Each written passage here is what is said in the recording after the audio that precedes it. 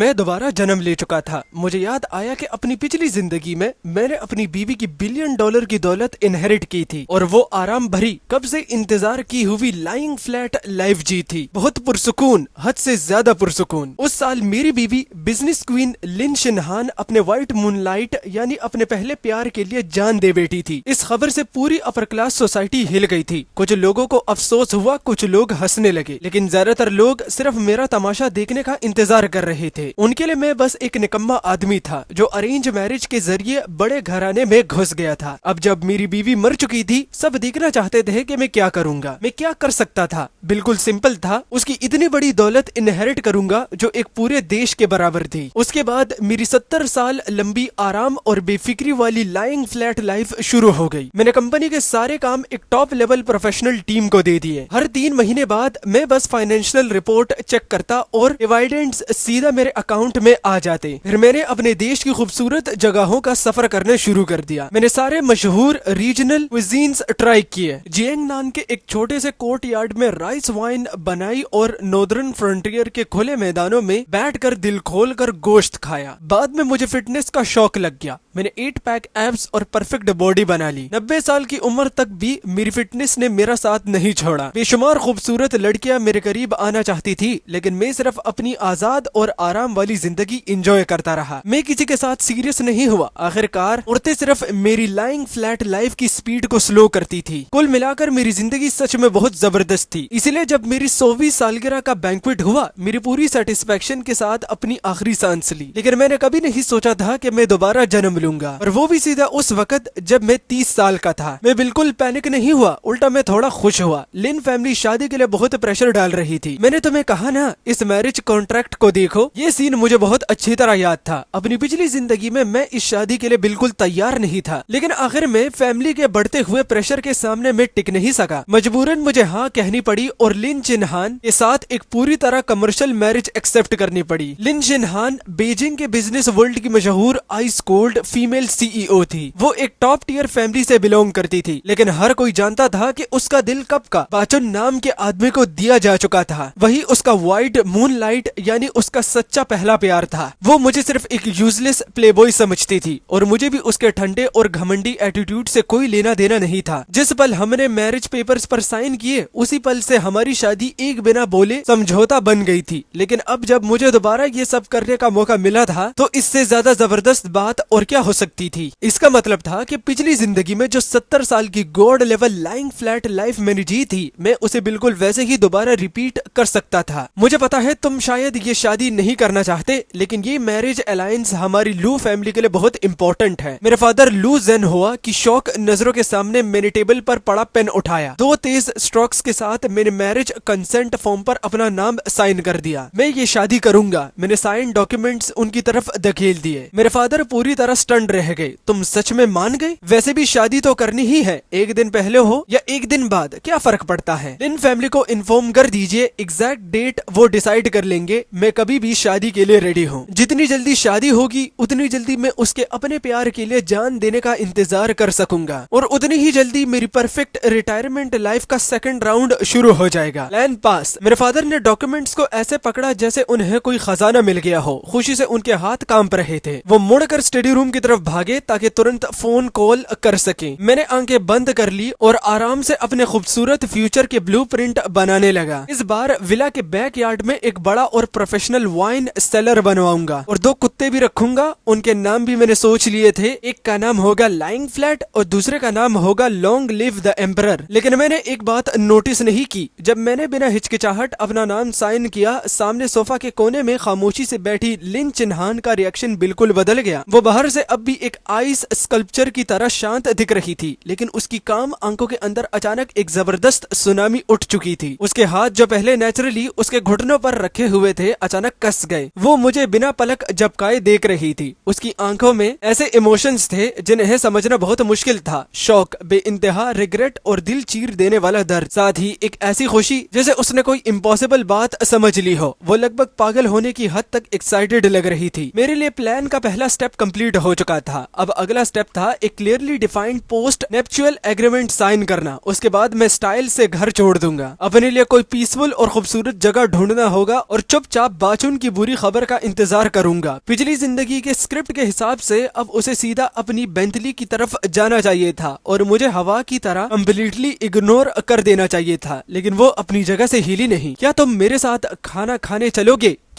क्या मैंने सही सुना? कहीं स्क्रिप्ट चेंज तो नहीं हो गई? क्या ये सच में वही आइस कोल्ड फीमेल सीईओ थी? पिछली जिंदगी में कंपल्सरी फैमिली गैदरिंग के अलावा हमने कभी प्राइवेट में एक दूसरे से एक सेंटेंस तक नहीं बोला था। वो नर्वस दिख रही थी, उसकी नजरें बार बार इधर उधर जा रही थी, वो मेरी आंखों में देखने की हिम्मत नहीं कर पा रही थी। मैंने कहा, मुझे लगता है हमारे बीच ऐसी फॉर्मेलिटीज की जरूरत नहीं है। मैं बस उसे याद दिला रहा था कि हमारे बीच का डील बिल्कुल क्लियर था। मेरी बात सुनते ही उसका पूरा बदन स्टिफ हो गया। उसकी आंखों में तुरंत आंसू की एक परत उभर आई। ऐसा लग रहा था जैसे मेरी बातों ने सीधा उसके दिल में चुरा घोंप दिया हो। इस औरत को आखिर हुआ क्या है? पहले तो इसका दिल इतना फ्रेजाइल नहीं था, लेकिन अभी से उम्मीद छोड़ने की जरूरत नहीं थी। बाचुन अभी मरा नहीं था। अगर लिन चिन्हान ने अभी ही प्यार के लिए अपनी जान दे दी तो मेरी इनहेरिटेंस का क्या होगा? हम सब एडल्ट्स हैं, वक्त बहुत कीमती है, उसे बेकार की चीजों पर वेस्ट करने की कोई जरूरत नहीं। क्या साथ खाना खाना भी बेकार की चीज है? मैं बिल्कुल समझ नहीं पा रहा था आखिर लिन चिन्हान को क्या हुआ था। कहीं उसके अंदर कोई अजीब चीज तो नहीं घुस गई? मेरे पास अभी कुछ काम था, इसलिए मैंने डिसाइड कर लिया कि उलझन को जल्दी खत्म करना होगा। मैं उसके साथ इसी तरह उलझा नहीं रह सकता था। स्टोरी को दोबारा सही ट्रैक पर लाना जरूरी था। हमारे ब्राइडल होम के दरवाजे का पासवर्ड तुम्हारा बर्थडे है। मैं बिना पीछे देखे आगे बढ़ता रहा, लेकिन मेरी बात सुनते ही उसके कदम हल्की देर के लिए रुक से गए। मैं आज रात घर वापस आऊंगी, तुम्हारे लिए खाना बनाऊंगी। मैं लगभग जमीन पर गिर गया। ये खबर कुछ ज्यादा ही एक्सप्लोसिव थी। वो ब्राइडल होम में वापस आना चाहती थी और मेरे लिए खाना भी बनाएगी। मैं जरूर सपना देख रहा था। ये औरत पूरी तरह पागल हो चुकी थी। मैंने कोई जवाब नहीं दिया और लगभग घबरा कर वहाँ से भाग निकला। मैं जल्दी से अपनी स्पोर्ट्स कार में बैठ गया। मुझे शांत होना होगा। जरूर मेरी रिबर्थ के तरीके में ही कोई प्रॉब्लम थी। हाँ, ऐसा ही होगा। फिलहाल मुझे कहीं चुप कर सिचुएशन को समझना चाहिए। मैं उस सो कॉल्ड मार्शल होम में वापस नहीं गया। मैं सीधा अपने उस लाइंग फ्लैट बेस कैंप पर चला गया जिसे मैंने काफी पहले तैयार करवा लिया था। सिटी सेंटर के सबसे ऊपर वाली फ्लोर पर एक बड़ा लग्जरी अपार्टमेंट। वहां से दिखने वाला व्यू बिल्कुल अनबीटेबल था। मैंने अपने लिए एक ग्लास पुरानी और कीमती विस्की डाली। लिन चिन्हान के एबनॉर्मल बिहेवियर के पीछे जरूर कोई वजह थी। उसकी वो नजर और उसका वो टोन, पहले वो कभी ऐसी नहीं थी। आखिर प्रॉब्लम कहाँ हुई? रुको, कहीं वो भी दोबारा जन्म लेकर तो नहीं आई? नहीं, इम्पॉसिबल। ऐसा तभी हो सकता है जब आसमान से सुअर उड़ने लगे। मुझे खुद को डराना बंद करना चाहिए। उसकी नजर सच में अजीब थी, लेकिन उसमें मेरे लिए जरा भी नफरत नहीं थी। तो फिर असली वजह क्या थी? मैं जितना सोचता उतना ही कंफ्यूज होता जा रहा था। मैंने इरिटेट होकर अपनी कनपट्टियां मसली। छोड़ो, मैं इसके बारे में और नहीं सोचूंगा। चाहे उसके दिमाग में कोई भी अजीब हवा चल रही हो, जब तक वो मेरे अनलिमिटेड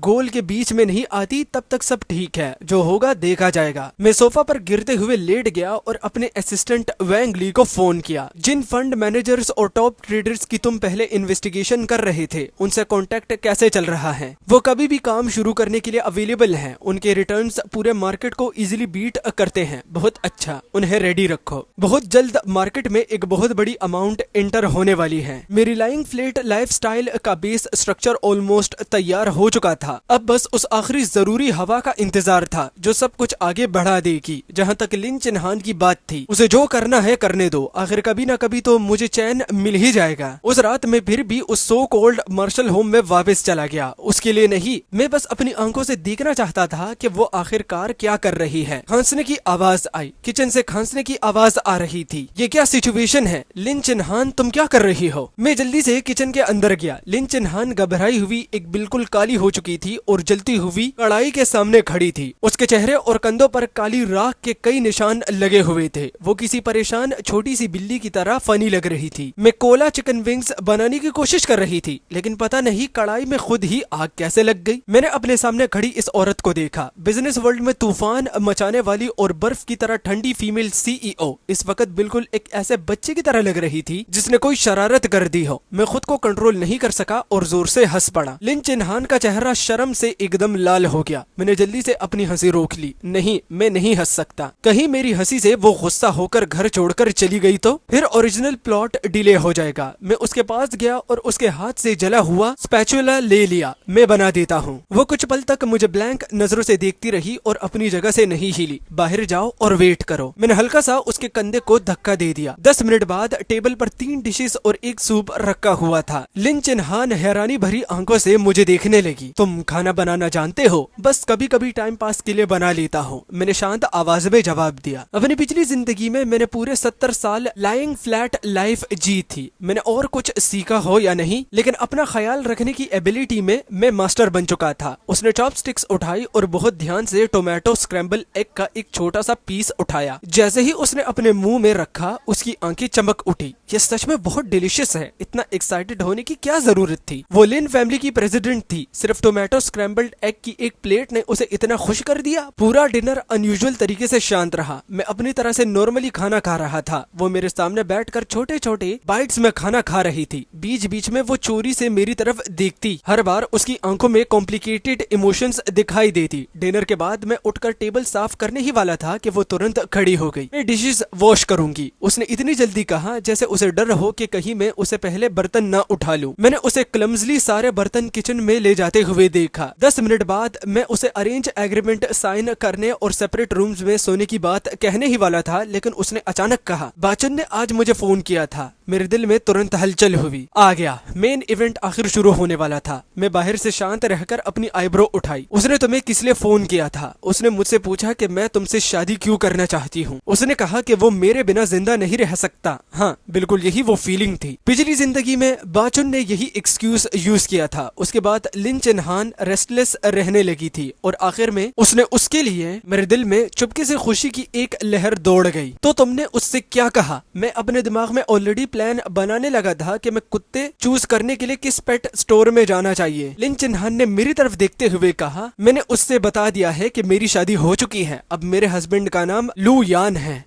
मैंने उसे कह दिया कि फ्यूचर में मुझे दोबारा हैरास ना करे, वरना उसे अपने किए की कीमत चुकानी पड़ेगी। क्या उसने अभी क्या कहा? उसने बाचुन को रिजेक्ट कर दिया और ऊपर से उसे धमकी भी दे दी। ये तो हमारे तय किए हुए स्क्रिप्ट जैसा बिल्कुल भी नहीं था। मेरा ओरिजिनल स्क्रिप्ट कहाँ गया? मेरा स्क्रिप्ट किसने बदल दिया? पिछली जिंदगी में मैंने तुम्हारे साथ बहुत गलत किया था। रुको, उसने अभी क्या कहा? पिछली जिंदगी? वो भी दोबारा जन्म लेकर आई थी। तभी वो कल से इतना अजीब बिहेव कर रही थी। तभी वो खाना बनाने की कोशिश कर रही थी और तभी उसने बाचुन को रिजेक्ट कर दिया। असल में वो भी अपनी पिछली जिंदगी की सारी यादों के साथ वापस आई थी। मैं लिन चिन्हान को देखता रहा। मेरे दिमाग में तूफान मचा हुआ था। तो मेरा प्लान, मेरी ग्रैंड लेइंग फ्लैट लाइफ का प्लान अब सब बर्बाद होने वाला था। मेरे अंदर गुस्से की आग भड़क उठी। मेरा मन कर रहा था कि उसका गला पकड़कर पूछूं, तुम दोबारा जन्म लेकर क्यों आई? क्या तुम चुपचाप मर नहीं सकती थी? अच्छा, अब ये यहाँ पर एमसी थोड़ा झाटू की तरह एक्ट कर रहे हैं। इसकी माँ का टूथपेस्ट यहाँ पर अब ये गलत है। कौन कौन मेरे साथ एग्री करता है कमेंट में बताओ। मुझे समझ नहीं आ रहा था तुम क्या कर रही हो। मैंने अनजान बनने और बेवकूफ होने की एक्टिंग करने का फैसला किया। अभी सिचुएशन ये थी कि मैं उसका सच जानता था, लेकिन वो मेरा सच नहीं जानती थी। उसे बिल्कुल अंदाजा नहीं था कि मैं भी रिबोर्न हो चुका हूँ। यही इंफॉर्मेशन गैप फिलहाल मेरा इकलौता एडवांटेज था। तुम समझ रहे हो मैं क्या कहना चाहती हूँ? मुझे पता है कि तुमने सिर्फ लू फैमिली के फायदे के लिए मुझसे शादी की थी। तुम मुझसे बिल्कुल प्यार नहीं करते थे। पिछली जिंदगी में मैं बाचुन जैसे हिपोक्रेट के प्यार में अंधी हो गई थी। मैंने तुम्हें टुकराया, तुम्हें इग्नोर किया और तुम्हारे साथ बहुत बुरा बर्ताव किया। आखिर में मैंने एक बहुत बड़ी बेवकूफी कर दी। मेरी वजह से तुम पूरे बीजिंग में मजाक बन गए। लू यान, मुझे माफ कर दो। मैं सच में बहुत शर्मिंदा हूँ। इस जिंदगी में मैं दोबारा बेवकूफी नहीं करूंगी। मैं सच में तुम्हारी वाइफ बनूंगी और तुम्हारे साथ जो गलत किया था उसकी भरपाई करूंगी। मेरी भरपाई? वो मेरी क्या भरपाई कर सकती थी? मेरी भरपाई करने का सबसे अच्छा तरीका तो यही था कि वो जल्दी से मर जाए और अपनी सारी इनहेरिटेंस से मेरे नाम छोड़ दे। लिंचिन, अपनी ये रिडिकुलस सिंपैथी अपने पास रखो। मुझे तुम्हारी किसी कंपनसेशन की जरूरत नहीं है। शुरू से लेकर आखिर तक हमारे बीच सिर्फ एक ट्रांजैक्शन था। तुम्हारे लिए बेहतर होगा कि तुम इस बात को अच्छी तरह याद रखो। मैंने उसकी तरफ दोबारा नहीं देखा। मैं मुड़ा और सीधा अपने रूम में चला गया। अब बहुत बड़ी प्रॉब्लम खड़ी हो चुकी थी। ये सच में ट्रबलसम था। एक ऐसी वाइफ जो मरने के लिए तैयार हो वो स्कैरी नहीं होती, लेकिन एक रिबोर्न वाइफ जो हर हाल में मेरी भरपाई करना चाहती हो वो सबसे ज्यादा डेंजरस थी। मेरी ग्रैंड लाइंग फ्लैट लाइफ अभी ऑफिशियली शुरू भी नहीं हुई थी। क्या वो शुरू होने से पहले ही बैंकरप्ट होने वाली थी? अगली सुबह मैं अपनी आंखों के नीचे गहरे डार्क सर्कल के साथ रूम से बाहर निकला। मैं पूरी रात सो नहीं सका। मेरे दिमाग में सिर्फ एक ही बात घूम रही थी। इस अनप्रेडिक्टेबल रिबोर्न लिन चिन्हान से कैसे निपटा जाए। उसके साथ सीधा तरीका बिल्कुल सही नहीं होता। उसका दिमाग फिलहाल गिल्ट से भरा हुआ था। मैं चाहे उसे कितनी बार भी बुरी बात कह दूं, वो उसे अपने पिछले गुनाहों की वजह से हुआ मेरा दर्द समझेगी। मुझे कोई दूसरा तरीका सोचना होगा। मुझे उसे खुद ही हार मान लेने पर मजबूर करना होगा। मुझे ऐसा करना था कि वो मुझसे पूरी तरह डिसअपॉइंटेड हो जाए, उसे लगे कि मैं उसके लायक ही नहीं हूँ। जब वो मुझसे बिल्कुल निराश हो जाएगी तब शायद वो दोबारा अपने पुराने रास्ते पर लौट जाएगी। लेकिन पहले उसे अपनी मर्जी से मुझे छोड़ना होगा। तो एक औरत को सबसे ज्यादा डिसअपॉइंटेड कैसे किया जा सकता है? हाँ, मैं एक अमीर घर का बिगड़ा हुआ सेकंड जनरेशन रिच किड था। ना कोई स्किल, ना कुछ सीखने की इच्छा, बस आलसी, निकम्मा और ऐश परस्त। दिन भर मौज मस्ती करना और लड़कियों के पीछे घूमना। पिछली जिंदगी में दूसरों की नजरों में मेरी इमेज वैसी भी बिल्कुल ऐसी ही थी। इस जिंदगी में मुझे और भी ज्यादा एक्सट्रीम एक्टिंग करनी होगी, और भी ज्यादा आउटरीजियस। लिन चिन्हान जैसी स्ट्रॉन्ग और परफेक्शनिस्ट औरत जो अपने आंखों में जरा सी गंदगी बर्दाश्त नहीं करती, वो मेरे यूजलेस और निकम्मे रूप को कभी टॉलरेट नहीं कर पाएगी। हो सकता है कि बाचुन की मौत की खबर आने से पहले ही वो खुद डिवोर्स एग्रीमेंट मेरे मुंह पर फेंक दे। भले ही मुझे उसकी पूरी इनॉर्मस इनहेरिटेंस न मिले, लेकिन डिवोर्स के बाद मिलने वाली प्रॉपर्टी भी मेरे लिए कई जिंदगियां आराम से जीने के लिए काफी होंगी। ये प्लान वर्केबल था। ये सोचते ही मुझे लगा कि खिड़की के बाहर का आसमान अचानक पहले से ज्यादा नीला हो गया है। मैं एंट्रेंस पर गया और अपने शूज चेंज करने लगा। लिन चिन्हान भी मेरे पीछे आ गई। उसकी आवाज में हल्की सी नर्वसनेस थी। तुम बाहर जा रहे हो? हाँ। प्लान के मुताबिक बाहर जाकर मौज मस्ती करने। परफॉर्मेंस शुरू होने वाली थी। तुम कहाँ जा रहे हो? आज ऑफिस में मेरा कोई अर्जेंट काम नहीं है, मैं तुम्हारे साथ चल सकती हूँ। ठीक, मेरी एक खूबसूरत लड़की के साथ मीटिंग है। प्रेसिडेंट लिन, आपको जाकर पैसे कमाने चाहिए। आखिर मेरी बाकी आधी जिंदगी के कंफर्टेबल दिन आपकी कमाई पर ही डिपेंड करते हैं। बस काम खत्म। मेरी बात सुनते ही उसके चेहरे का सारा रंग उड़ गया। मैंने आराम से दरवाजा बंद कर दिया। हाँ, ये बात दिल तोड़ने वाली थी, है ना? एक ऐसा हस्बैंड जो खुद कुछ नहीं कर सकता और सिर्फ अपनी बीवी के पैसों पर पलना चाहता है। अब भी वो मेरी भरपाई करना चाहेगी? मुझे बिल्कुल यकीन नहीं था। मैं अपनी फ्लैशी रेड फेरारी चला रहा था। मेरा डेस्टिनेशन बीजिंग का सबसे टॉप प्राइवेट क्लब था। ऑफ कोर्स मैं सच में किसी ब्यूटीफुल वुमेन से मिलने नहीं जा रहा था। मैं सिर्फ अपनी लाइफ एंजॉय करने आया था। इस क्लब का टैन फैमिली क्विजीन सच में कमाल का था। सुना था यहाँ का हेड शेफ पुराने रॉयल इंपीरियल शेफ्स का सक्सेसर था। पिछली जिंदगी में यहाँ का रेगुलर कस्टमर था। मेरी टेस्ट बर्ड्स कब की हाई क्लास फूड की आदत में बिगड़ चुकी थी। मैं आराम से डिलीशियस फूड एंजॉय कर रहा था, लेकिन मैंने बिल्कुल नोटिस नहीं किया कि मुझसे कुछ दूर एक कैजुअल बूथ में कोई मुझे घूर रहा था। उसकी जलती हुई नजरें इतनी इंटेंस थी जैसे मुझे वही भस्म कर देना चाहती हो।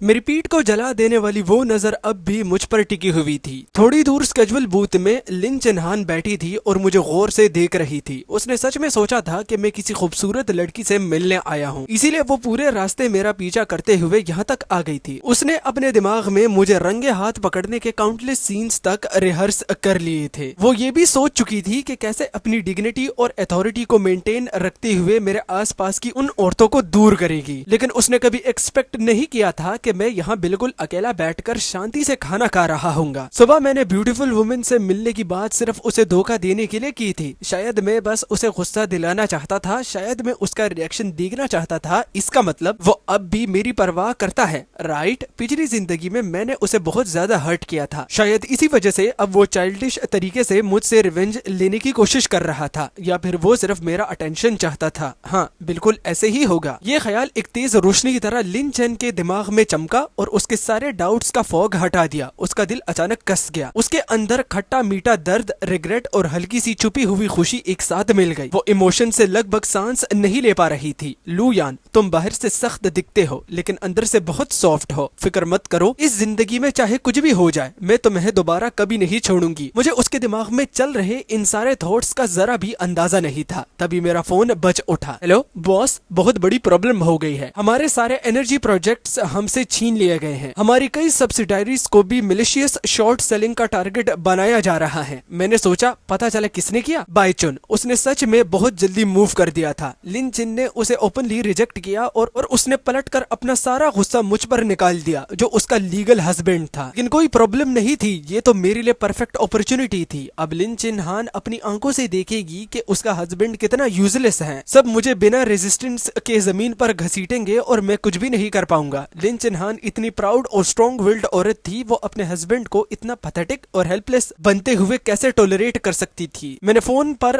कामली कहा, पैनिक करने की जरूरत नहीं, उसे जो करना है करने दो, बिल्कुल रेजिस्ट मत करना। फोन के दूसरी तरफ वैंग ली पूरी तरह स्टंड हो गया। बॉस, लेकिन इसमें सेवरल 100 मिलियन का लॉस हो सकता है। बस कुछ 100 मिलियन ही तो है। उसे मिस्टर बाई के लिए वेलकम गिफ्ट समझ लो। उसे खेलने दो, जितना एंजॉय करना चाहता है करने दो। मैं यही चाहता था। मैं चाहता था कि पूरा बीजिंग क्लियरली देख ले कि मैं लू यान एक होपलेस निकम्मा आदमी हूँ जो कभी सक्सेसफुल नहीं हो सकता। बाई चुन मुझे जितना ज्यादा सप्रेस करेगा, लिन चिन को उतना ही लगेगा कि मैं उसके लायक नहीं हूँ। बहुत जल्द लू ग्रुप का स्टॉक प्राइस क्रैश कर गया। बीजिंग के नंबर 1 फ्री लोडर को इन्वेस्टमेंट में भारी नुकसान। ये टॉपिक एक्सपेक्टेडली ट्रेंडिंग सर्चेस के टॉप पर पहुंच गया। पूरा इंटरनेट मेरा मजाक उड़ा रहा था। हंस हंस कर मर जाऊंगा। ये सच में खुद को बिजनेस जीनियस समझता था। लिन चिन्हान के बिना इसकी औकात ही क्या है। ऐसे लोगों को लेसन मिलना ही चाहिए। मैं फोन स्क्रॉल करते हुए पूरी तरह एंजॉय कर रहा था। गालियां दो, जितनी रूथलेस गालियां होंगी उतना ही अच्छा। ऑनलाइन पब्लिक ओपिनियन पूरी तरह मेरे अगेंस्ट हो चुका था। बाईचुन का डायरेक्ट सप्रेशन भी सक्सेसफुल था। अब बस लिन चिन्हान का मुझसे कंप्लीटली डिसअपॉइंटेड होना बाकी था। डिनर के वक्त मैं उस सो कॉल्ड मार्शल होम में वापस गया। मुझे लगा था कि दरवाजा खुलते ही मुझे लिन चिन्हान का बर्फ जैसा ठंडा चेहरा दिखने को मिलेगा। उसकी आंखों में गुस्सा, डिस्गस्ट और इम्पेशंस होगी। लेकिन घर के अंदर एंटर करते ही मेरा वेलकम एक वार्म एटमॉस्फेयर से किया। लाइट के नीचे पूरे रूम में खाने की खुशबू फैल रही थी। लिन चिन्हान एप्रन पहने किचन से लास्ट डिश लेकर बाहर आ रही थी। व्हाट द हेल, वो इतनी खुशी से क्यों मुस्कुरा रही थी? उसकी स्माइल देखकर मुझे अजीब सा डर लग रहा था। आज मैंने तुम्हारी सारी फेवरेट डिशेस बनाई हैं। मैंने केयरफुली पूछा, तुमने न्यूज नहीं देखी? तुम मुझसे गुस्सा नहीं हो? गुस्सा? वो क्लाउन्स इस लायक भी नहीं है कि मुझे गुस्सा दिला सके। मैंने उसे याद दिलाया वो सेवरल 100 मिलियन थे, रियल मनी था, सब चला गया। अब पूरा बीजिंग मुझे प्रोडिजल सन और निकम्मा कह रहा है। लिन चेन ने कामली कहा, ऐसे चले गए तो दोबारा आ जाएंगे। जब तक तुम अच्छे इंसान हो, मेरे लिए वही सबसे इम्पोर्टेंट है। ये औरत सच में पागल हो चुकी थी। स्क्रिप्ट ऐसा नहीं होना चाहिए था। उसे मुझे उंगली दिखाकर गालियां देनी चाहिए थी। फिर वो मुझे कंफर्ट क्यों कर रही थी? लू यान, मुझे तुमसे एक बात कहनी है। बाई चुन के मैं खुद हैंडल कर लूंगी। अब से मैं किसी को भी तुम्हें जरा भी हर्ट नहीं करने दूंगी। मैंने अंदर ही अंदर चीख कर कहा, बड़ी बहन, मैं तो चाहता हूँ कि तुम मुझे हर्ट करो। डाइवोर्स एग्रीमेंट मेरे मुंह पर फेंक दो। लिन चिन ने तुरंत फोन उठाया और ऑर्डर्स देने लगी। लीगल डिपार्टमेंट और इन्वेस्टमेंट डिपार्टमेंट को इन्फॉर्म करो। बाय ग्रुप के अनफेयर कंपटीशन के against comprehensive litigation procedures immediately शुरू करो। उनके ग्रुप के डिविजन्स एक्वायर करने की तैयारी करो। साथ ही हमारे पास जो भी रिसोर्सेज अवेलेबल है सब मोबिलाइज करो, चाहे कितनी भी कॉस्ट लगे। बाय ग्रुप के स्टॉक प्राइस और उनके कोर बिजनेसेस पर कंप्लीट अटैक शुरू करो। उसकी आवाज ज्यादा लाउड नहीं थी, लेकिन उसमें हजारों माइल्स तक बर्फ जमा देने वाली ठंडक थी। साथ ही एक फ्रेम और डेडली किलिंग इंटेंट भी था। मैं शौक में उसे देखता रहा। सिर्फ एक सेंटेंस की वजह से वो अपने पूरे बिजनेस एम्पायर की पावर मोबिलाइज करने को तैयार थी। ये वही औरत थी जो अकेले एक लिस्टेड कंपनी को कुचल सकती थी। मेरे दिमाग में बस एक ही ख्याल बचा था,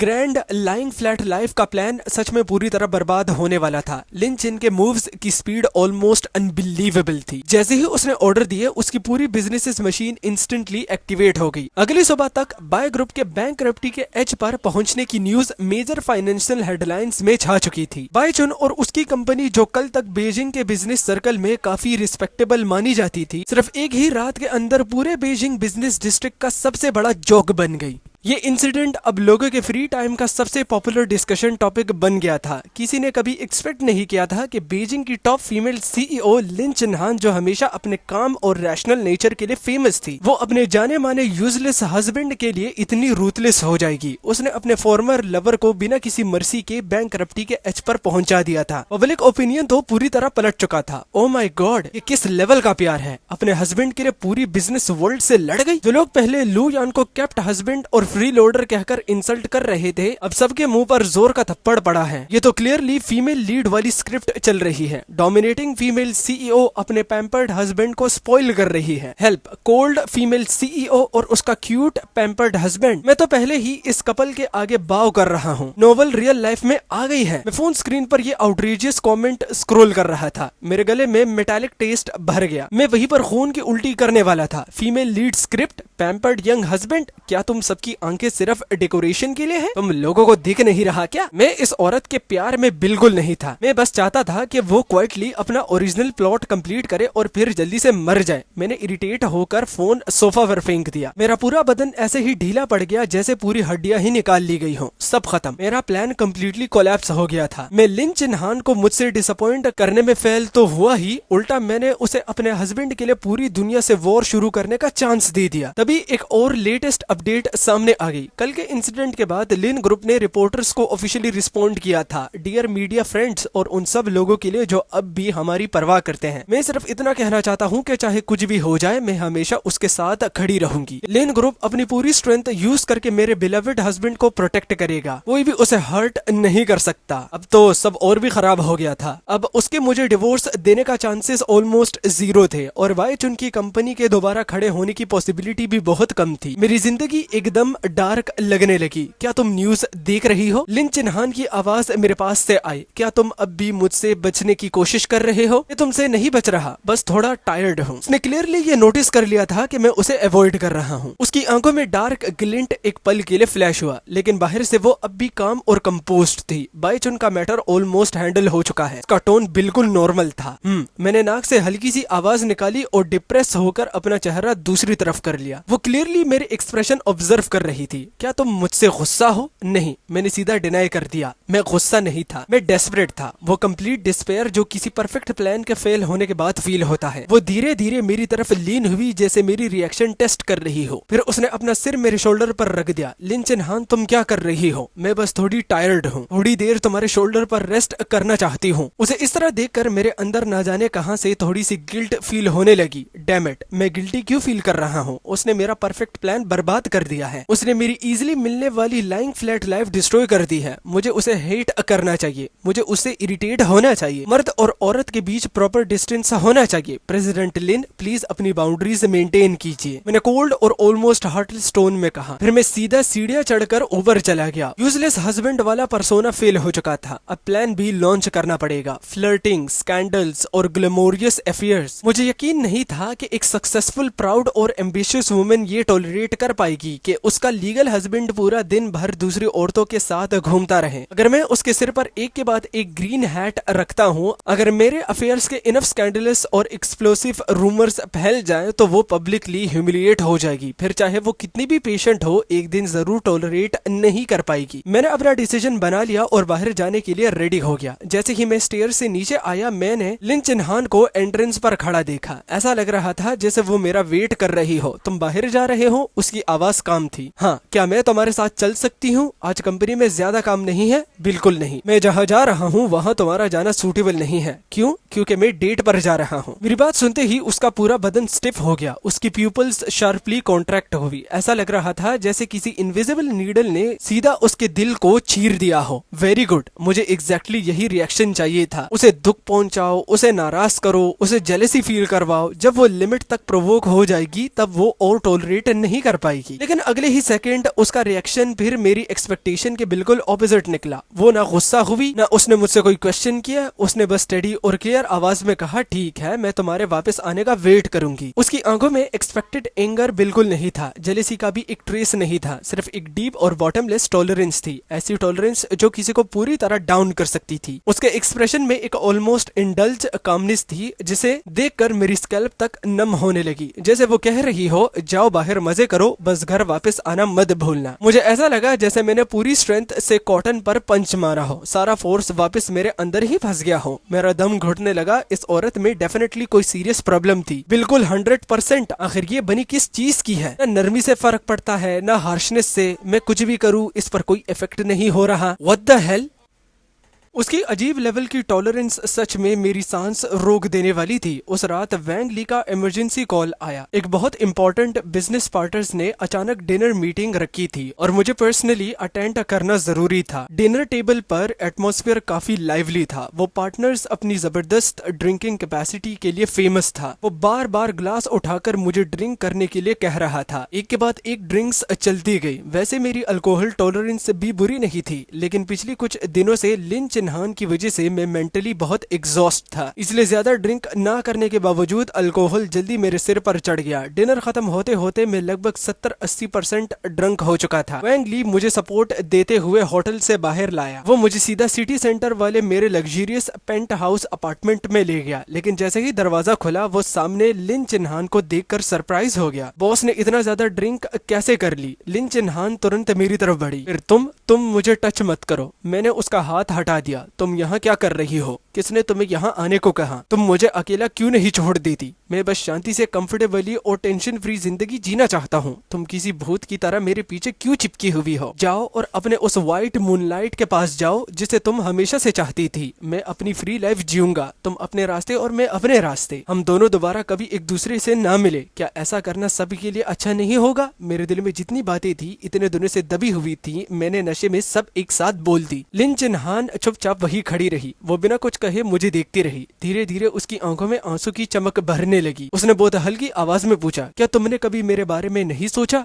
नहीं, मेरे प्लान में सिर्फ वो इनहेरिटेंस थी जो तुम मरने के बाद मेरे लिए छोड़ोगी। मेरी बात बर्फ में डूबी हुई डैगर की तरह थी। वो बिल्कुल परफेक्टली एक्यूरेसी के साथ सीधा उसके दिल में घुस गई। उसका पूरा बदन जोर से कांप गया। ऐसा लगा जैसे किसी इनविजिबल हैवी हैमर ने उसे जोर से हिट किया हो। जिन आंसुओं को वो काफी देर से रोक रखी थी वो आखिरकार उस पल टूटकर बह निकली। वो मुझे देखती रह गई। फिर उसने अपने होंठों के कोने को खींचकर एक अजीब और टूटी हुई स्माइल दी। तो शुरू से आखिर तक तुम्हें मुझसे बस वही चाहिए था जो मेरे मरने के बाद तुम्हें मिलता? वो भारी कदमों से धीरे धीरे मेरी तरफ बढ़ी। उसकी आंखों से आंसू रुक नहीं रहे थे, लेकिन उसकी नजर बिल्कुल खाली और डरावनी हो चुकी थी। ठीक है, मैं तुम्हें सब दे दूंगी। मेरी कंपनी, मेरा पैसा, मेरे शेयर्स, मैं तुम्हें अपनी जान तक दे सकती हूँ। कल हम डाइवोर्स पेपर वर्क कंप्लीट करने चलेंगे। मेरी सारी प्रॉपर्टीज तुम्हारी होगी। ये कहने के बाद उसने मुझे एक आखिरी बार बहुत गहरी नजर से देखा। उस नजर में जो रोशनी कभी थी वो पूरी तरह बुझ चुकी थी। फिर वो मुड़ गई, एक सेकंड के लिए भी नहीं रुकी और दरवाजे के बाहर कॉरिडोर के अंधेरे में गायब हो गई। डाइवोर्स एग्रीमेंट अनएक्सपेक्टेडली बहुत स्मूथली साइन हो गया। लिन चिन्हान ने बिल्कुल वही किया जो उसने कहा था। उसके नाम पर जो कैश, स्टॉक्स और रियल एस्टेट थे उनमें से ऑलमोस्ट सब मेरे नाम में ट्रांसफर कर दिए गए। यहाँ तक के लिन ग्रुप के कुछ नॉन कोर शेयर्स भी मुझे दे दिए गए। वो एक इतनी बड़ी वेल्थ थी कि किसी का भी सिर घूम जाए। इतना पैसा मेरी पूरी जिंदगी लाइंग फ्लैट मोड में जीने के लिए काफी से भी ज्यादा था। मैंने तुरंत अपनी ज्यादातर एसेट्स एक टॉप टियर ट्रस्ट और इन्वेस्टमेंट टीम को मैनेज करने के लिए दे दी। अपने पास बस उतना पैसा रखा जितना फ्रीली स्पेंड करने के लिए जरूरी था। भाई एक्सप्लेनेशन के बीच में बोल रहा हूँ, लेकिन ये बंदा बड़ा मादरचोद है। फर्स्ट टाइम है कि मैं एक ऐसी स्टोरी पढ़ रहा हूँ जिसमें मुझे एमसी पर ज्यादा गुस्सा आ रहा है और मेरा ये एक वैलिड क्रैश आउट भी है। अगर इस पर गुस्सा ना आए तो भाई किस पर आए, है ना? और उसके बाद मेरी असली ग्लोबल लाइंग फ्लैट जर्नी शुरू हुई। तेरी माँ की गर्दन को हार्पिक से साफ करूं? जो लेटे लेटे तुम अपना पैसा कमा रहे हो ना, मैं चाहता हूँ कि उल्टा लेट जाओ, तब असली पैसा कमा लोगे। और भाई गुस्से में बस यहाँ वहाँ निकल जाता हूँ। बस यार इस कैरेक्टर पर बड़ा गुस्सा आ रहा है। मैंने नॉर्वे के एक एफ जोर्ड के पास वुडन कैबिन खरीदा। हर सुबह उठकर फिशिंग करता, कभी अरोरा देखता, कभी फायर प्लेस के सामने बैठकर वो नॉवेल्स पढ़ता जिन्हें शायद जिंदगी भर कंप्लीट ना कर पाऊं। मैंने साउथ पैसिफिक में एक छोटा सा प्राइवेट आइलैंड भी खरीद लिया। वहाँ सफेद रेत थी, बिल्कुल साफ समंदर था, कोकोनट ट्रीज की लंबी लंबी शैडोज और पूरे आइलैंड पर फैली रही थी। मेरे पास 2 डॉग्स भी थे। एक का नाम था लाइंग फ्लैट, दूसरे का नाम था लॉन्ग लिव द एम्परर। मेरी डेली लाइफ की सबसे बड़ी टेंशन बस यही होती थी कि आज उनके साथ वेव्स के पीछे भागूं या हैमॉक में लेट कर उनके साथ सो जाऊं। कभी कभी मैं कैपिटल वापस लौट आता और अपने पेंट हाउस अपार्टमेंट में कुछ दिन स्टे करता, लेकिन मैंने लिन चिन्हान को दोबारा कभी नहीं देखा। सुना था कि उसने अपनी पूरी एनर्जी दोबारा लिन ग्रुप में लगा दी थी। वो फिर से फाइनेंशियल मैगजीन्स के कवर पर नजर आने लगी थी। उसका वही पुराना आई स्कूल और पावरफुल फीमेल सीईओ वाला रूप वापस आ गया था। एक दिन मेरे लॉयर ने मुझे एक मोटी सी फाइल दी। मिस्टर लू, मिस लिन चिन्हान ने ये डॉक्यूमेंट्स आपको डिलीवर करने के लिए भेज दिए हैं। ये उनके पर्सनल आर्ट कलेक्शन के last remaining pieces, jewelleries list और ओनरशिप ट्रांसफर डॉक्यूमेंट्स हैं। उन्हें कहा था कि एग्रीमेंट का ये पार्ट भी अभी इनकम्प्लीट था। अब ऑफिशियल हैंडओवर फुली कंप्लीट हो गया है। मैंने कैजुअली डॉक्यूमेंट्स के पेज पलटे। उनमें प्राइसलेस इंप्रेशनिस्ट पेंटिंग और top grade Z pieces listed थे। हर एक आइटम की वैल्यू बहुत ज्यादा थी। मैंने सिर्फ एक हल्का सा सिर हिलाया और कैजुअली डॉक्यूमेंट्स पर अपना नाम साइन कर दिया। ये बंदा मेरे मुंह से इतनी गालियां सुनेगा ना, लेकिन नहीं दे सकता यार, वीडियो पर $1 आ जाएगा। मेरे लिए यही सबसे परफेक्ट एंडी थी। मैं लू यान आखिर अपनी सपनों वाली लाइंग फ्लैट लाइफ जी रहा था। भोसड़ी के पूरी की एंडिंग बिल्कुल भी पसंद नहीं। मैं तो चाहता था इस बंदे की